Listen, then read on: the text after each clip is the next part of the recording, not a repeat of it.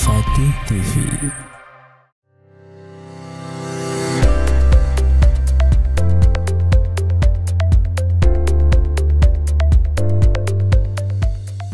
Bismillahirrahmanirrahim. Assalamualaikum warahmatullahi wabarakatuh. Alhamdulillahi rabbil alamin. Wassalatu wassalamu ala sayyidil mursalin wa imamil muttaqin wa ala alihi wa ashabihi wa man tabi'ahum bi ihsanin ila yaumiddin, amma ba'd. Alhamdulillah, puji syukur kita panjatkan kehadirat Allah Rabbul Alamin atas segala rahmat dan karunia yang Allah Subhanahu wa taala limpahkan kepada kita sekalian. Salam dan salawat kita kirimkan ke hariban Rasulullah Muhammad sallallahu alaihi wasallam. Sahabat muslim yang dirahmati Allah Subhanahu wa taala. Allah Subhanahu wa taala menciptakan makhluknya itu secara berpasang-pasangan. Begitu juga Allah Subhanahu wa taala menciptakan manusia berpasang-pasangan, ada laki-laki dan ada perempuan. Agar apa? Agar ada kecenderungan untuk mereka saling mencintai dan akhirnya mereka menikah, dan dari pernikahan itu lahir generasi-generasi berikutnya, terjaga dan lestari keturunan manusia. Dan tidak pernah ada kelahiran yang disebabkan karena hubungan sesama jenis, baik itu laki-laki maupun perempuan dengan perempuan. Sehingga Allah Subhanahu wa taala melarang secara mutlak hubungan sama jenis atau homoseksual, baik itu gay maupun lesbian.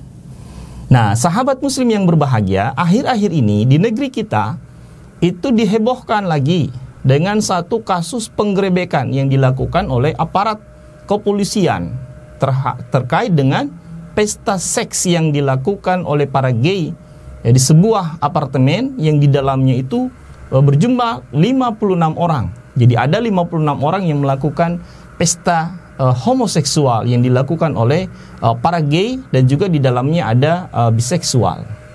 Sahabat muslim yang dirahmati Allah Subhanahu wa taala, di dalam Al-Qur'an kalau kita lihat sejarah di masa Nabi Lut alaihi salam, itu banyak sekali umat Nabi Lut yang laki-lakinya itu suka pada laki-laki dan mereka berhubungan di tempat-tempat umum. Mereka juga menyabung ayam di tempat-tempat umum. Nabi Lut kemudian melarang mereka, tapi mereka menantang Nabi Lut. Wahai Nabi Lut, jika kamu memang benar, maka berdoalah kepada Tuhanmu. Itu berdoalah kepada Allah Subhanahu wa taala agar Allah Subhanahu wa taala, agar Tuhanmu itu menimpakan hukuman kepada kami. Dan akhirnya Nabi Lut berdoa.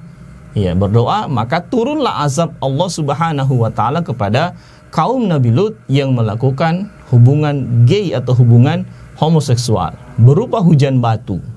Asap yang Allah Subhanahu wa taala timpakan kepada kaum Nabi Lut yang melakukan aktivitas homoseksual itu menunjukkan bahwa Allah Subhanahu wa taala mengharamkan aktivitas homoseksual, baik itu yang dilakukan oleh laki-laki dan laki-laki maupun oleh perempuan dan perempuan.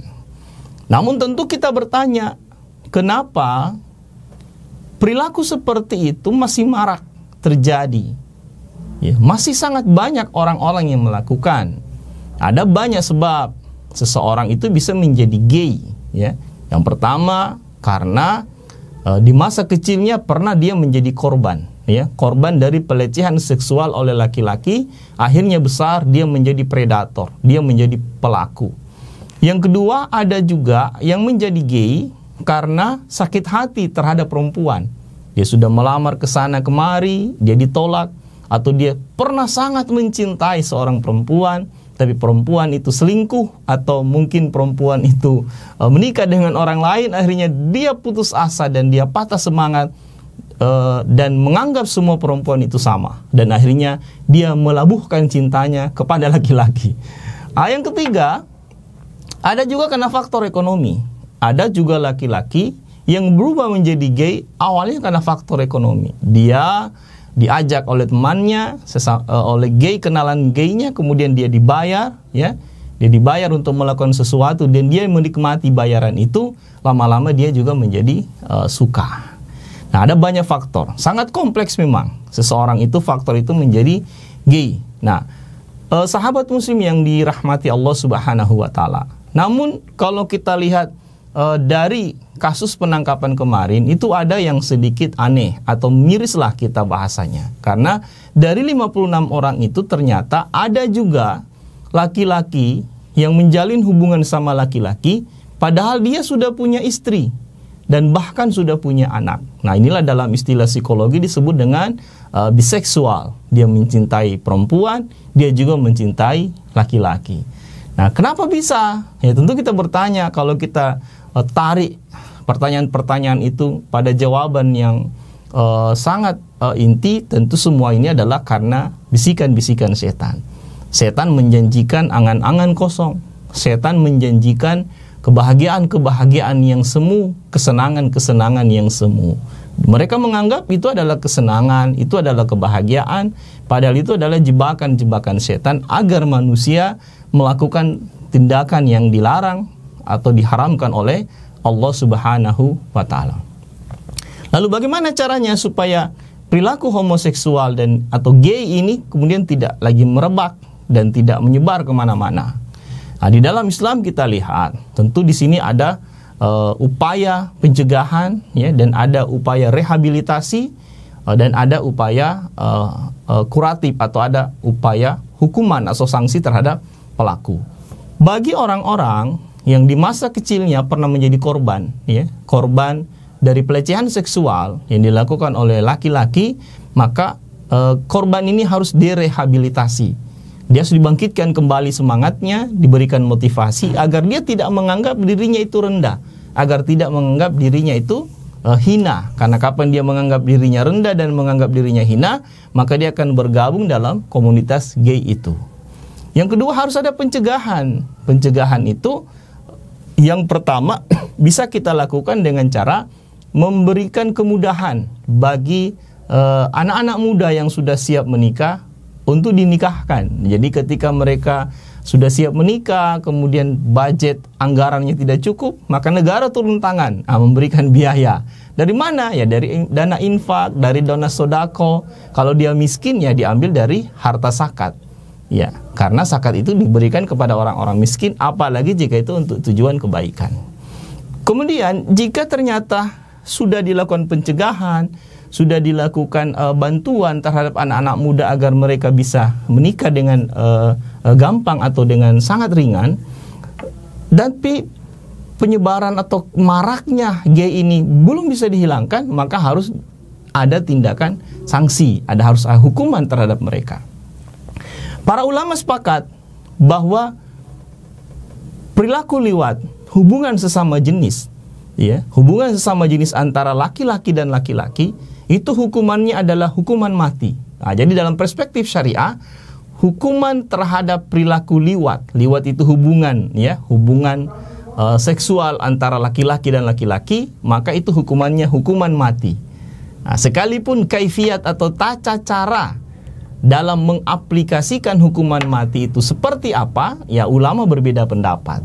Ada yang mengatakan ya, orang yang melakukan aktivitas homoseksual itu dia dibakar, sebagaimana yang pernah dikatakan oleh Imam Ali bin Abi Thalib.